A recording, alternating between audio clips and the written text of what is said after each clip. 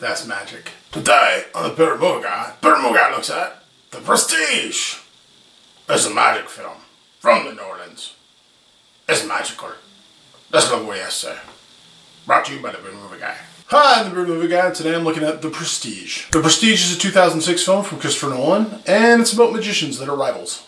The Prestige is set in late 19th century England, for most of it, where two magicians, the Great Danton and the Professor, who were once kind of friends in the magic field of illusion and trickery, both keep on trying to one-up each other, and in the process, tragedy ensues.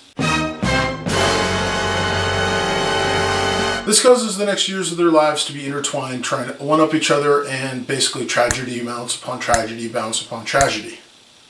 That's a whole lot of tragedy. The plot basically just revolves around magic, and the commitment magic and illusion and all that takes on your overall life, and how much you're willing to give, and if you're willing to get your hands dirty to get the job done.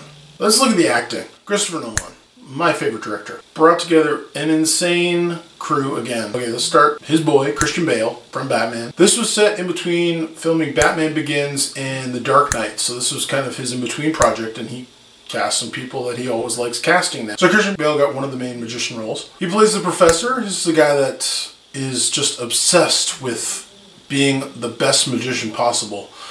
And although he's a really good magician, he doesn't understand showmanship. Whereas in his rival, the Great Danton, understands showmanship but isn't necessarily the best magician.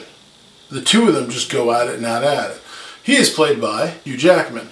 You have Wolverine and Batman in the same film trying to one-up each other in magic tricks. That's freaking awesome. No? Not enough for you? Okay, how about Alfred? We'll throw in Alfred. Michael Caine as a trick builder who is kind of with both of them in the beginning and then kind of picks sides and goes with the Great Danton. He's Michael Caine. Still not enough for you? Okay, let's throw in, I don't know, Black Widow.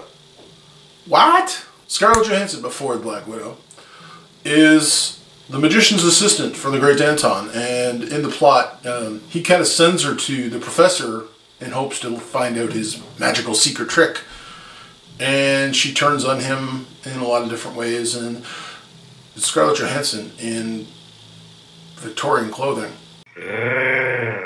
She's magical, if you know what I mean. What, still not enough for you?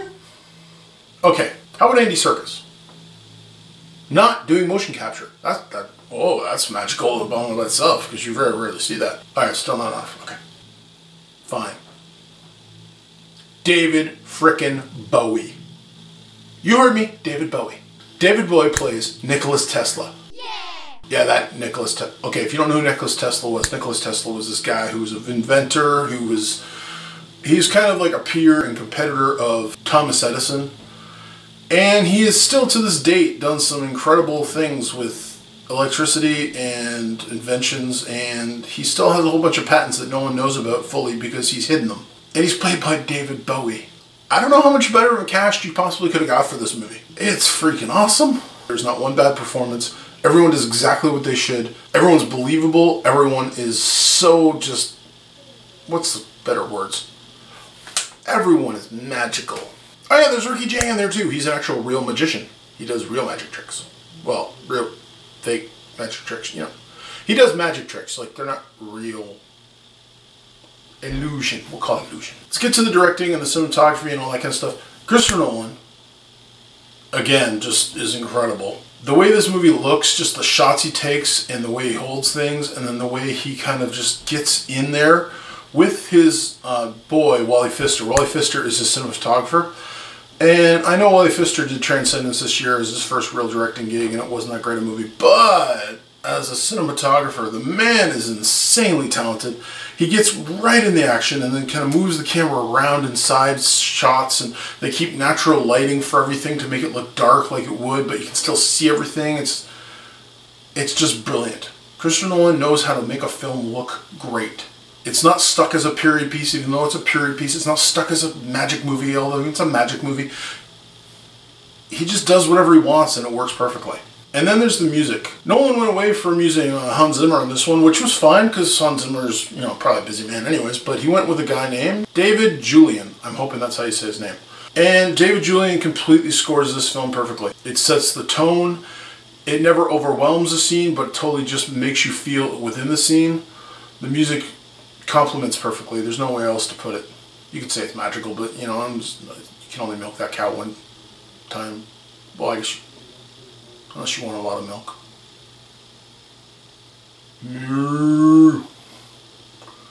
It's magical. Anyway, the music's really good. The story is taken by a guy named Christopher Priest who wrote a book, and then Christopher Nolan and his brother Jonathan Nolan wrote this kind of together, and man, those two just work really, really well together. This story is so tight.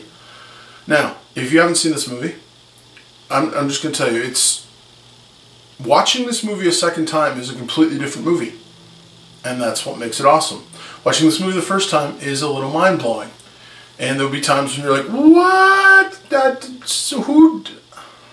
There's a lot of inner monologuing and a lot of reading other people's thoughts while you're having your own thoughts, or the characters having their own thoughts, not just you, but you're having your own thoughts about what the character's having his thoughts, about what the other character's having his thoughts. It's trippy. Yeah, the Nolan brothers, just, oh God, thank you for the Nolan brothers. Overall, this movie is incredible. It has great acting, amazing story, it's got plot twists coming out the yin-yang, the magical yin-yang. It's got some incredible, breathtaking cinematography. There's a shot with a train that's just, it just looks so beautiful. And it's got David Bowie. Like, I don't know more I can tell you to watch this film. In my opinion, it is a fully bearded movie. 5 beards across the board. Check out The Prestige. Let me know what you thought of the movie. And how many times you might have seen it. I think I've seen it about 5 or 6 times now. Thank you for watching. Subscribe, like, share this video. And until next time, stay bearded, everyone. Abracadabra. You've been watching The Bearded Movie Guy.